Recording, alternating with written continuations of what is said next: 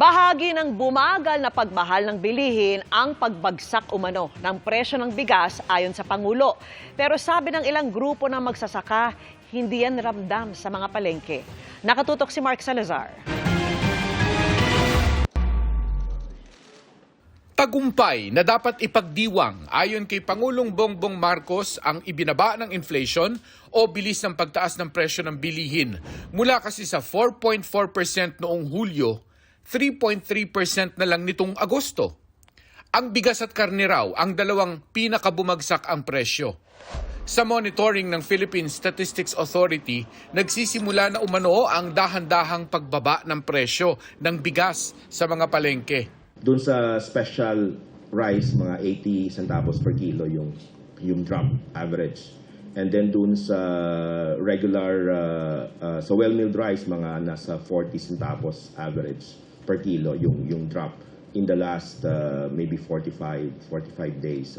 Sa regular, ganun din. Sabi ng Department of Agriculture, may mabibili ng 45 pesos kada kilo na regular at well-milled rice sa mga pamilihan. Sa ilang lugar, may nagbebenta pa sa halagang 42 pesos. Ang sabi ni SEC, by October, yung effect ng EO62, masisimulan natin maramdaman. Nakikita rin daw ang pagkalma ng inflation dahil sa pagbaba ng presyo ng ilang gulay, lalo na ng kamatis, ilang klase ng isda, lalo na ang dilis.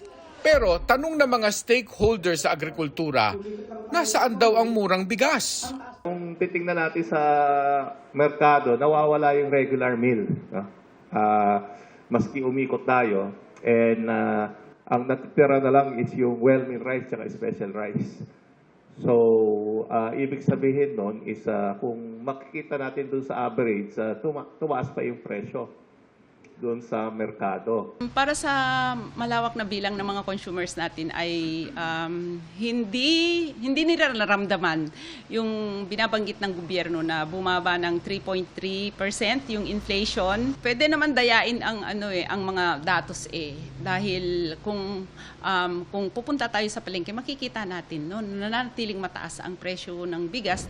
Sinadya namin ang tanggapan ng DA para kunin ang kanilang reaksyon pero hindi available ang tagapagsalita. Kinukuha rin namin ang panig ng Malacanang. Para sa GMA Integrated News, Mark Salazar, nakatutok 24 oras.